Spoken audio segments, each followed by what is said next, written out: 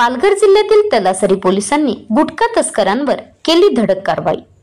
1,68,65,248 रुपयांचा गुटखा व तंबाखूजन्य पदार्थ जप्त केला असून ही कारवाई तलासरी पोलीस ठाणे आणि स्थानिक गुन्हे शाखा पालघर यांनी संयुक्तपणे केली आहे। पोलीस अधीक्षक यतीश देशमुख यांना मिळालेल्या गुप्त माहितीनुसार कर्नाटकहून मुंबईकडे येणारे 2 ट्रक गुटखा घेऊन जात असल्याची माहिती मिळाली।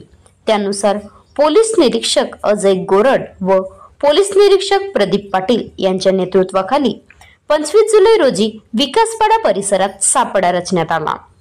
ट्रक क्रमांक KA 569490 आणि KA 39A 3012 अडवून तपासणी केली असता भाताच्या तुषाखाली लपवलेला प्रतिबंधित गुटखा व सुपारी आढळून आली आहे। ट्रक चालक इफ्तेकार हबीब शेख 42 वर्ष, अक्षय सातपुते वय 29 वर्ष यांच्या विरुद्ध गुन्हा दाखल करून अटक करण्यात आली आहे।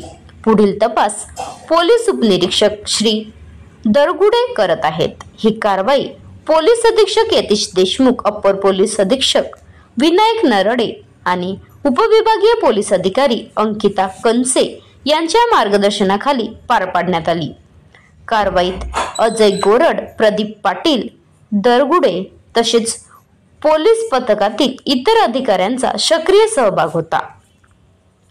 Maharashtra live news reporter Shailesh तांबडा, राज्य प्रतिनिधी पालघर।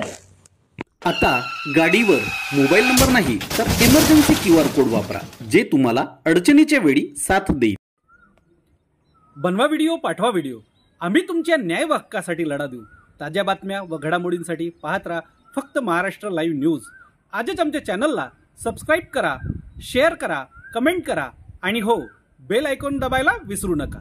जय महाराष्ट्र।